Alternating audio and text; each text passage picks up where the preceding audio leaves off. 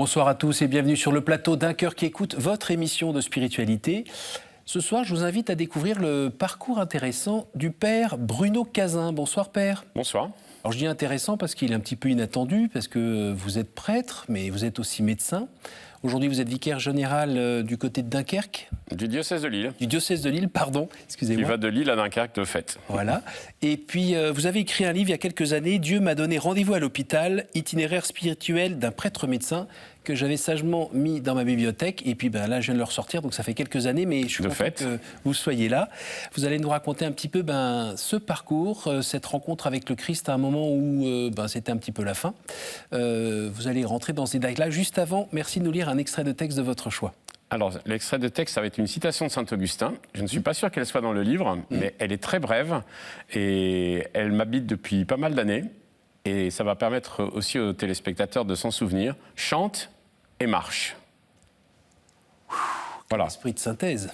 Chante et marche. Chante parce qu'on est sauvé, parce qu'on est aimé de Dieu, parce qu'on a envie de le louer. Et marche parce que le chemin est encore long, parce qu'il faut avancer, quelquefois difficilement, quelquefois avec bonheur. Et le chant va aider à marcher. Tous les marcheurs, tous les randonneurs savent que ça aide. Les enfants en voiture aussi. Mais voilà, chante et marche. Saint-Augustin, c'est un grand ami ? Oui, c'est un ami de longue date. Vous l'avez découvert comment ? Je l'ai découvert grâce aux Sœurs Augustines hospitalières que j'ai fréquentées dans la ville où j'ai grandi, à Seclin. Elles n'y sont plus depuis 2013, mais elles avaient une communauté là depuis 1246. Donc c'était important. Et ma vocation est un peu née dans la chapelle de l'hôpital, même si ça avait commencé chez moi la veille. Et puis j'ai eu de l'amitié pour ces sœurs, pour leur congrégation, qui a maintenant entré dans la congrégation des Hospitalières du Sacré-Cœur, la branche féminine de l'ordre de Saint-Jean-de-Dieu. Mais depuis que je suis prêtre, depuis 32 ans, je fais tous les ans une marche augustinienne avec des laïcs et des religieuses. Cette année, c'était en Normandie, sur garder l'espérance dans la traversée de l'épreuve, cette année. Et chaque année, il y a un thème. Ça me permet de travailler un peu Saint-Augustin. Je ne suis pas un érudit, mais je suis un ami d'Augustin. C'est quoi votre livre préféré de Saint-Augustin ? C'est difficile à dire, mais il y a des belles choses. La cité de Dieu est quand même un élément très important, surtout par les temps que nous traversons, puisque c'est justement ça, comment traverser l'épreuve dans la foi, ne pas s'affoler s'il y a des civilisations qui disparaissent et garder le cap. Les confessions, vous êtes retrouvés dedans ? Les confessions, évidemment, oui. Un peu compliqué parfois. Hein. Oui. Les confessions, oui. Il faut rentrer dans le style. Il faut entrer dans le style. Et puis, mais il y a tant de puis pépites dedans que voilà, beaucoup de sermons, beaucoup de commentaires, les commentaires des psaumes notamment, qui sont magnifiques. Et qui vous servent dans vos homélies de temps en temps ? Oui, parfois. Sans faire trop d'efforts. Souvent, je ne vais pas à la source sur le site de mémoire. Alors, sans faire trop dans le cliché, voyant que vous étiez du Nord, je pensais que vous auriez un accent un peu plus marqué. C'est pas obligé, mais je suis un pur produit du Nord pourtant. En vrai ? J'ai été interne en médecine à Paris pendant 4 ans. J'étais coopérant en Brésil pendant 2 ans. Mais sinon, en gros, j'étais dans le Nord. Alors racontez-nous un petit peu, vous êtes né dans quel coin précisément ? Je suis né à Lille. Lille. J'ai quitté Lille à 5 ans pour la proche banlieue, ce qu'on appelle une banlieue. En fait, à l'époque, un petit chef-lieu de canton, Seclin, qui est au sud de Lille. Mon père était dentiste. Voilà, j'ai grandi dans une famille moyennement. On va dire français moyen. D'accord. La maman, elle est à l'église, elle y va toujours quand elle le peut, et papa, qui n'est plus de ce monde, n'y allait pas, ou en tout cas pas régulièrement. Vous êtes l'aîné de 5 enfants ? Elle est née de 5 enfants, exactement, mais assez proche. Responsabilité ? N'exagérons pas, mais enfin, je suis l'aîné. J'ai 2 frères, 2 sœurs. On est très ramassés dans le temps, donc j'ai même pas 8 ans avec ma petite sœur. D'accord. Donc voilà. Vous étiez plus grand pour coller 2-3 baffes à ceux qui vous cassaient les pieds ? Parfois, oui. Voilà. Je suis grand frère quand même. La cuisine était attenante à la salle d'attente. Ça vous donne une idée de l'ambiance à la maison. On entendait les patients, quelquefois pas très heureux des douleurs qu'ils avaient. Donc voilà, il y avait une ambiance médicale dans la maison, y compris les odeurs. Ah oui, d'accord. Voilà, puis j'ai grandi. Donc c'était une ville à l'époque dirigée par le Parti communiste depuis pas mal d'années. J'étais à l'école publique. Donc ça... gentiment infusé dans l'école et un peu dans ce que vous avez Non, faut reçu? pas exagérer. Non, j'ai eu des instituteurs un peu vieux modèles, Oui. pas tout à fait Troisième République, mais presque. Des coups sur les doigts avec la grande Ouais, cave? c'est arrivé, je crois. Lancer de craie, tampon et tout ça? Oui, tout ce qu'il faut.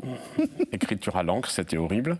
Et puis, lycée public, Oui. de la 6e à la terminale, c'était un lycée à moitié à la campagne. D'accord. Donc, Et Dieu dans tout ça? et Dieu dans tout ça, eh bien, il m'a saisi un jour, en fin de 4e. J'avais 12 ans et demi, j'avais un an d'avance et je suis de la fin de l'année. Je ne peux pas dire pourquoi. Pendant quelques jours, je me questionnais. D'où on vient, où on va, est-ce que Dieu existe, sans qu'il y ait de raison particulière. Ça a duré quelques jours, je ne peux plus exactement dire, on va dire une semaine. Et puis le samedi soir, je me suis dit dans la tête, Bruno, tu ne vas pas te casser la tête plus longtemps, faut arrêter de réfléchir, de toute façon tu ne trouves pas la solution, tu vas devenir agnostique. Il y avait personne avec qui parler de tout ça? Je discutais, oui, j'avais des amis au lycée, garçons et filles, on discutait beaucoup, mais pas forcément de ça, c'était très intime comme réflexion. Donc je réfléchissais comme ça le soir. Votre maman non plus? Non, on ne discutait pas de choses comme ça. Et ce samedi soir-là, j'ai dit, je ne peux pas conclure, puis j'allais m'endormir. Et à ce moment-là, j'ai ressenti la présence de Dieu, à la fois comme une évidence forte et douce en même temps. Beau, ça, comme une cadeau. expérience très forte. Oui. Si bien que j'ai lu des centaines de fois la conversion de Saint Paul quand j'étais adolescent. Je m'y reconnaissais à fond, je m'y reconnais encore bien. J'ai aussi une grande familiarité avec Saint Paul. Sans la chute de cheval. Exactement. Et merci d'ailleurs, mon Dieu, parce que... Voilà, mais il n'était pas, le cheval n'est pas dans la Bible, donc très bien. Mais voilà, un revirement total, puis je me suis endormi paisiblement. Et le lendemain, mon frère et moi, nous servions la messe à la chapelle des Sœurs Augustines de l'hôpital. Oui. C'était au bout de la rue, quoi, enfin 1 kilomètre de chez nous, on y allait en vélo. Je ne peux plus dire si au lever je me suis souvenu de la veille. En tout cas, je m'en suis souvenu très très bien pendant l'Eucharistie. Et là, j'ai vécu une expérience à la fois très heureuse, très lumineuse, absolument fondatrice. Alors, dites-nous, c'est physique, c'est dans le cœur, c'est intellectuel? Qu'est-ce que vous pouvez dire aujourd'hui? C'est très difficile à exprimer, c'est dans le cœur. C'est dans le cœur, il n'y avait strictement rien de physique, sinon une impression de très grande lumière. Et de paix? Et de paix, oui, de paix, de joie. De joie, d'évidence lumineuse, je dirais ça. Hein. Et c'était dans un lieu où les sœurs étaient là, certaines dans les stalles, d'autres dans la nef, des malades. À l'époque, c'était hôpital-hospice, donc il y avait des personnes un petit peu simplettes, des cas sociaux, des malades, des personnes âgées, des voisins qui venaient à la messe là. Donc une expérience de l'Église que j'ai relue après comme étant très forte, puisque Dieu on m'a déjà un peu appelé à l'hôpital, il m'avait appelé la veille, mais enfin voilà, je m'en suis vraiment rendu compte ce jour-là. Ça a été déterminant. Alors dans les semaines et mois qui ont suivi, je me suis dit j'ai peut-être eu une illumination et si c'est pas Dieu, ça va partir. Et vous avez pu en parler avec quelqu'un ou pas? Oui, peut-être pas tout de suite. J'en ai parlé avec l'aumônier de mon lycée. Qui a compris, qui a entendu? Oui, très bien. Il m'a beaucoup aidé. Un prêtre déjà âgé, d'expérience, que j'ai régulièrement été voir après dans les années qui ont suivi. Mais j'ai gardé le secret quand même quelques mois. Hein. Je ne me suis pas précipité à consulter quelqu'un. C'était encore là. Vous avez senti que c'était pas juste un feu de paille? Non, c'est jamais parti. Ah oui, c'est ça. Et je me souviens que les vacances suivantes, je faisais beaucoup de vélo dans la campagne, il y avait encore beaucoup d'églises ouvertes, je m'arrêtais, je priais. Et autour de vous, la famille, les amis, ils ont vu un petit changement quand même? Non, je pense pas. Et alors Parce après, que vous êtes secret? C'est pas que je suis secret, mais c'était vraiment intime et je pouvais pas partager tout de suite. Par contre, après, assez vite, l'année suivante, j'ai beaucoup partagé avec des copains et copines du lycée dans la cour de récréation. Ça m'a beaucoup aidé. J'ai fait mon discernement avec des chrétiens, des non-chrétiens, des garçons, des filles. Ce qui est fou, c'est que c'est un âge où... Ah oui, c'était pas évident. Hein. Non, à ce moment-là... Quelquefois, j'exagérais un peu. Je disais, je vais devenir moine. J'en rajoutais. C'était pas tout à fait vrai. Même si ça m'aurait pas complètement déplu, mais j'en rajoutais un peu pour provoquer... faire réagir les filles, j'espère. Oui, exactement. Il fallait justifier quand même. Non, non, ne pars pas là-bas. Ouais, c'est ça. Ouais. Il y avait de ça. Hein. Mais ça m'a beaucoup aidé. Si bien qu'après, quand j'ai été étudiant en médecine... Pourquoi vous êtes parti en médecine? J'avais pas le choix. J'avais pas le choix, c'était médecine. Mon père parlait de ça depuis toujours. Mon père était dentiste, mes grands-parents paternels étaient dentistes tous les deux. Mon arrière-grand-père que j'ai pas connu était médecin. C'était une évidence. De père en fils, on est dans ce métier-là. Oui, c'est ça. Oui, s'il n'y avait pas eu la guerre, mon père aurait aimé faire médecine. Il avait pris du retard à cause de la guerre. Vous auriez pu être dentiste aussi alors? Non, il souhaitait plutôt médecine. D'accord. Et puis je suis pas très habile des mains, donc il valait mieux pas. Et votre maman, elle disait quoi là-dedans? on ne lui demandait pas son avis. Oui, elle était obligée d'être d'accord. Voilà. Eh oui. Voilà, et donc quand à 16 ans, l'anniversaire de mes 16 ans, j'ai dit à mes parents que je voulais être prêtre. Ça a été un peu la douche froide. Mon père m'a dit, c'est ou médecine ou la porte. Et il n'a pas dit plus. Alors 3 jours après, on a quand même discuté. Il était prêt à faire quelques concessions, mais tant qu'à faire de faire des études profanes, la médecine me disait bien. Son idée à lui, c'était pas de vous imposer sa volonté à lui, c'était de vous mettre dans quelque chose qu'il pensait être le mieux pour vous. Oui, c'est ça. Bon, à l'époque, j'ai eu un peu de mal à le comprendre. Mais par la suite, on a pu discuter, heureusement. Il y a eu quelques années de silence. Rebellé ? Quelquefois, je dis, j'ai vécu l'église du silence, vous voyez. C'était l'époque. Hein, mais vous n'êtes pas rentré en rébellion, en colère, l'envie de partir ? Non. Je crois que j'ai beaucoup pris sur moi.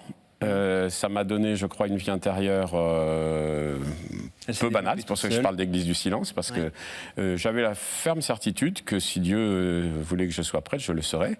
Et comme j'étais assez précoce dans les études, j'ai fait médecine. Ça a très bien marché, donc j'ai réussi rapidement. Du coup, j'ai passé le concours de l'internat, j'ai fait une spécialité dans les maladies du sang. À 24 ans, vous étiez sur le marché du travail. Ah oui, exactement. C'est ça ? Même avant. Ouais. Voilà, j'ai passé ma thèse à 24 ans, même pas 23 ans, j'étais déjà interne, donc j'ai fini assez tôt.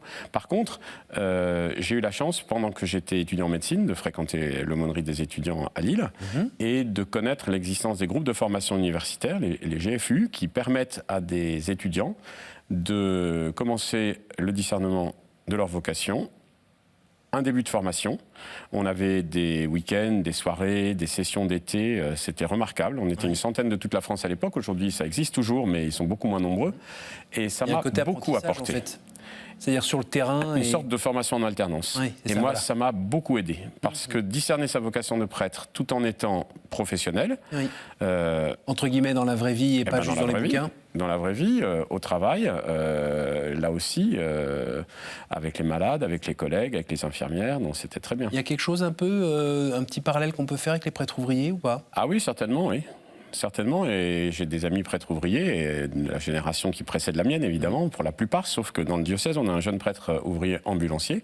Voilà, moi j'ai beaucoup d'amitié pour eux, et je crois qu'il y a quelque chose de très fort. Par contre, j'ai toujours voulu, moi, conjuguer une mission pastorale et le côté professionnel. Alors, si je ne me trompe pas, vous avez travaillé pendant une trentaine d'années ? Eh bien, j'ai travaillé une bonne trentaine d'années en hématologie, dont donc 24 comme prêtre. Oui, à l'hôpital public. Et alors, ça veut dire tous les jours sur place ? Presque. J'étais à mi-temps.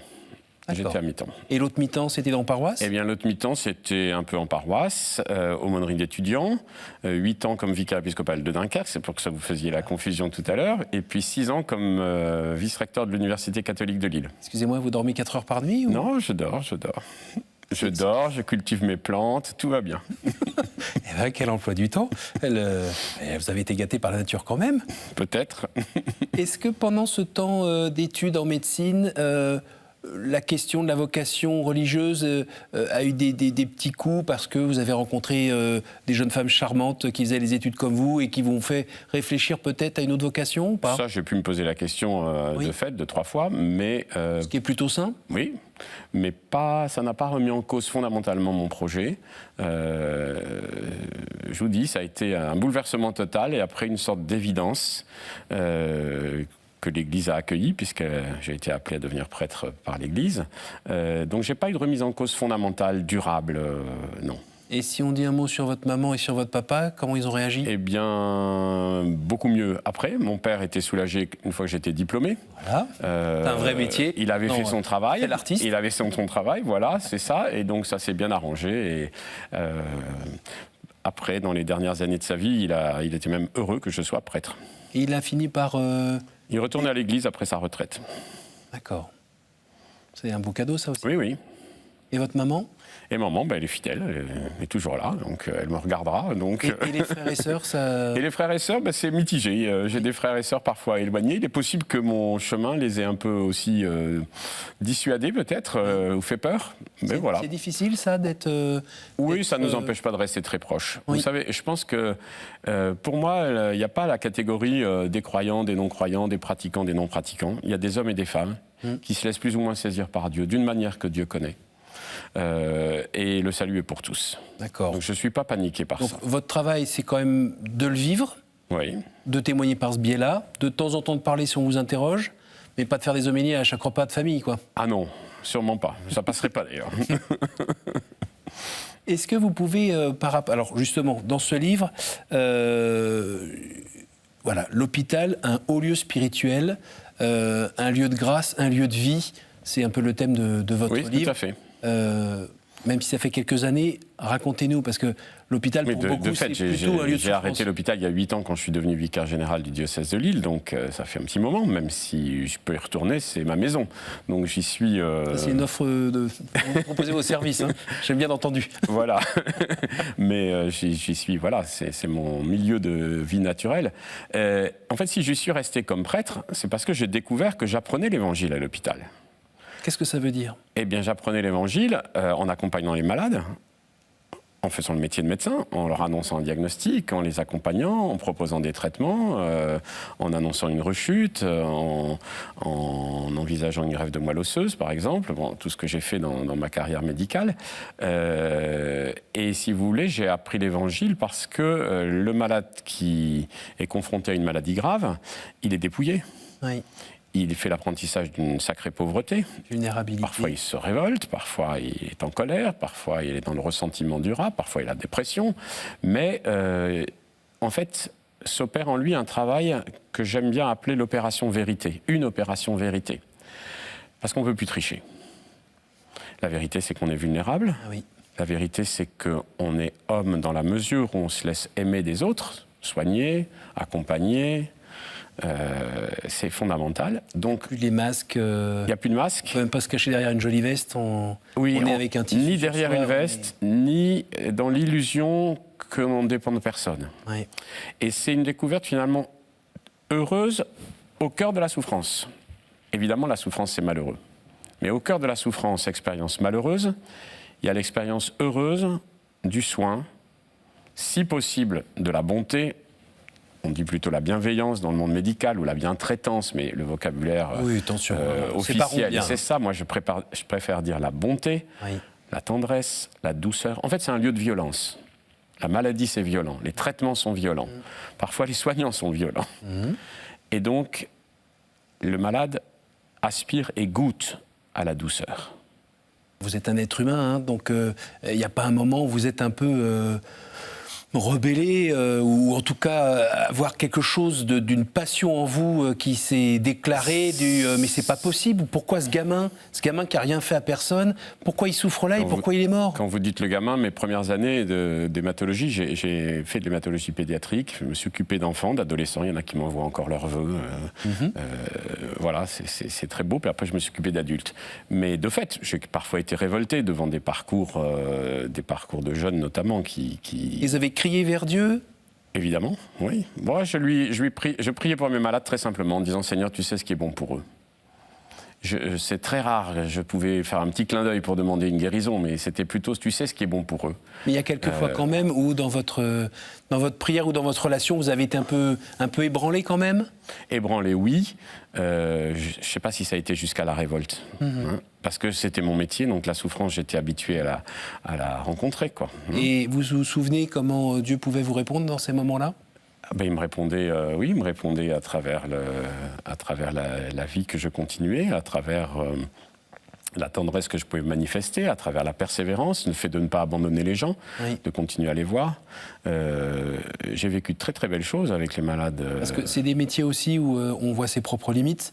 C'est-à-dire qu'au bout de plusieurs nuits où on n'a pas assez dormi, par exemple, on peut être moins patient avec les gens. Oui, ça peut évidemment arriver. Quand il y a trop de travail par rapport au temps qu'on a... Ça peut évidemment arriver, vous voyez, mais je crois que dans ces moments-là, je faisais l'expérience, non pas d'une relation asymétrique médecin-malade, mais d'une humanité commune que nous partagions. Et en fait, à ce moment-là, quand la médecine est en échec, le médecin a les mains nues aussi. Oui. Il est aussi désarmé. Et c'est ce qu'un certain nombre de confrères ont du mal à vivre. Oui. Et j'ai toujours, comme j'étais à mi-temps, je partageais toujours mon bureau avec un collègue. J'ai eu de nombreux collègues, dont un certain nombre n'étaient pas croyants du tout. D'autres plus, croyants plus sociologiques, on va dire. Et quelquefois, ils me disaient, mais pourquoi tu continues à aller voir? Pourquoi tu continues à discuter? Parce que je partageais volontiers ce que je recevais des malades et des échanges que j'avais avec eux. Parmi les gens qui nous regardent en ce moment, il y en a plusieurs qui sont à l'hôpital. Certains pour des choses bénignes, d'autres où c'est plutôt fatal, comme vous disiez tout à l'heure.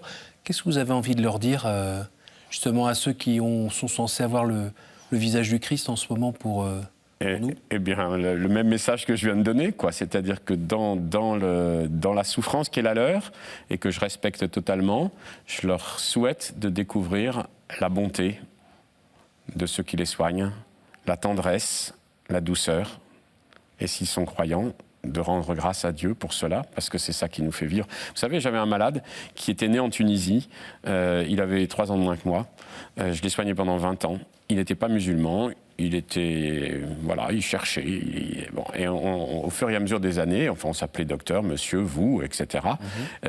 Et j'en parle dans mon livre. D'ailleurs, il est un des premiers que j'ai invité à l'archevêché de Lille pour lui remettre le bouquin. Et on a noué une vraie relation d'amitié. Il est décédé il y a 2 ans, alors que je le croyais guéri, mais il a rechuté 7 ans après une greffe de moelle. Mais ce malade, quelque temps après sa greffe de moelle, je prenais de ses nouvelles et il me dit je vais bien, docteur. Et puis j'entends un petit mais. Alors je lui fais préciser le mais. Et il me dit mais vous savez, depuis que j'ai été greffé, je trouve que les gens, mais ils n'y comprennent rien. Il m'a même employé une expression un peu plus triviale. Il me dit même ma femme, même mes collègues. Alors je lui dis mais qu'est-ce qu'il y a ? Et là il me sort cette phrase magnifique. Il m'a dit ils n'ont pas compris que l'essentiel c'est le don. Vous voyez, l'essentiel, c'est le don. Je souhaite à tous les malades de découvrir ça. On arrive à la fin de l'émission. C'est le temps des questions courtes, réponses courtes. Je vous écoute. Un chiffre entre 1 et 10. Voilà, j'ai l'impression d'être chez la cartomancière. Oui. J'ai fait faire ce que je peux. Voilà. Je vous écoute. Alors, 5. Quelle image vous faites-vous du paradis ? Eh bien, le paradis, moi, je le vois comme un lieu de grandes retrouvailles où on va pouvoir comprendre quelqu'un qui est aujourd'hui le plus éloigné de nous, je ne sais pas, un Chinois du IIIe siècle avant Jésus-Christ, comme son meilleur copain. C'est une petite image du paradis. Après, je vais certainement beaucoup découvrir, ce sera peut-être tout à fait différent. À nouveau, je vous écoute. 3. En dehors de la Sainte Famille, quel est le personnage biblique qui vous touche le plus en ce moment ? Je vous l'ai dit tout à l'heure, c'est Saint Paul. Je reste fidèle. Je vibre toujours. Je dois toujours me contrôler parce que quand je prépare une homélie, je veux toujours commenter la lettre de Paul. Et puis souvent, les chrétiens me disent « on ne comprend rien à Saint Paul, etc. » Et moi, je rentre dedans, mais avec une facilité étonnante. C'est vraiment un copain de longue date, bien même avant Saint-Augustin. Et les deux ont quelques similitudes. L'avorton. Ouais. Une dernière. Allez, 2. Tatin. Quelle est la dernière fois où vous avez reconnu l'action du Christ dans votre vie ? Oh là là, alors là, c'est la colle, hein. L'action du Christ dans ma vie. Eh bien, alors ça, c'est difficile à dire, mais je le reconnais. Eh bien, écoutez, au JMJ. Au JMJ, parce que j'ai accompagné un groupe de jeunes professionnels du diocèse de Lille, à Lisbonne. Il se trouve que je connais bien Lisbonne, parce que j'ai fait mes études à Lille avec des Portugais. Je suis allé là-bas la première fois à 17 ans. D'accord. Et j'ai retrouvé la trace du Christ, parce que j'ai renoué avec tout un passé, une filière, puisque j'ai été au Portugal très jeune, j'ai des amis portugais. Et en expliquant à ces jeunes un peu l'histoire du Portugal, l'histoire des découvertes maritimes, de la diffusion de l'Évangile et de la colonisation, et je me suis dit vraiment, le Christ nous donne rendez-vous au cœur de l'histoire. Et j'ai trouvé un contraste saisissant entre cette histoire coloniale, très importante pour les Portugais, Oui. Beaucoup plus que pour nous, et puis la vision magnifique de cette assemblée de jeunes cosmopolites qui s'entendaient merveilleusement bien. Vous voyez, ça donnait une petite idée du paradis. Et je me dis quand même que tout le monde soit récapitulé dans le Christ, j'ai trouvé ça magnifique. Merci beaucoup, Père. Je rappelle le titre de ce livre, « Dieu m'a donné rendez-vous à l'hôpital, itinéraire spirituel d'un prêtre médecin aux éditions Bayard ». Merci beaucoup d'être venu partager la joie de l'Évangile. Merci à vous, Cyril. Merci à vous tous pour votre fidélité. N'hésitez pas à retrouver cette émission sur notre site www.ktotv.com, à la partager autour de vous. Nous avons une pensée particulière pour les malades qui nous regardent en ce moment. Et je vous dis à tous à la semaine prochaine.